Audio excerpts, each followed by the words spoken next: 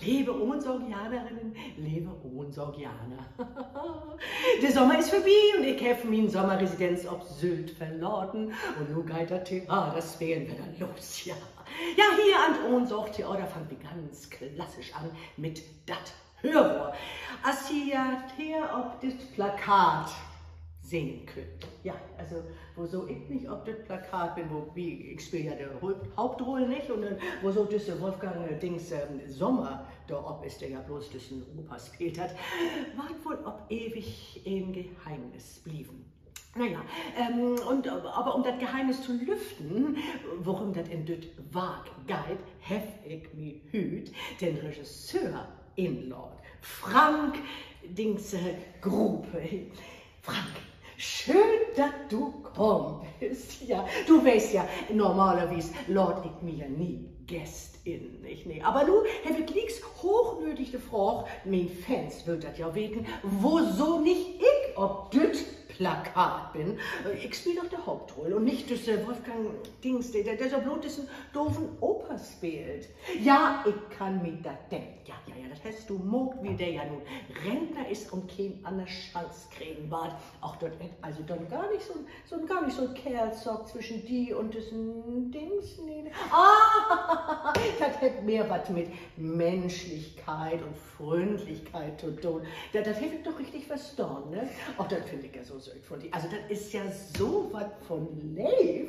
Ja, du, aber ein anderer Frage habe ich doch noch. Ja, warum krieg ich diese wunderbare Chance, diese wunderbare Rollberta zu verkörpern? Ne? Ja, also in der Literatur gibt es ja bloß noch so ein Stücken als Martha Virginia Woolf, der ja Elizabeth Taylor spielen darf, nicht? Oder Medea, Anna Karenina oder Drei Engel für Charlie. Ah, ich verstehe, das, was Elizabeth Taylor für den Film ist, das bin ich für das Theater. Oh, Frank, du bist ja hier mal mein längster Theaterregisseur. Nee, das ist wirklich so, ja.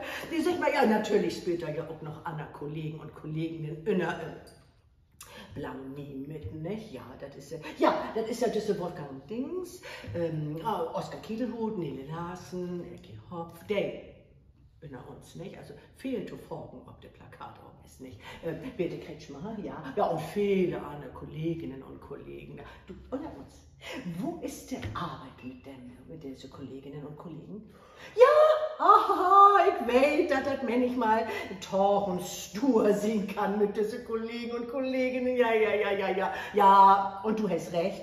Nicht jeder hat diesen Humor und diese Leichtigkeit, der mir in den Weg legt, ist nicht. Naja, und hast dich ersehen, Talent kannst nicht köpen. Du, ich muss dir sagen, du machst einen wunderbaren Job mit diesen Kolleginnen und Kollegen. Ja, und ich danke dir für diesen interessanten kleinen Snack.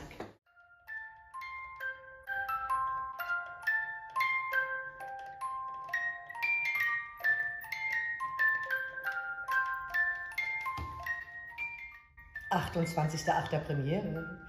Wir sehen uns.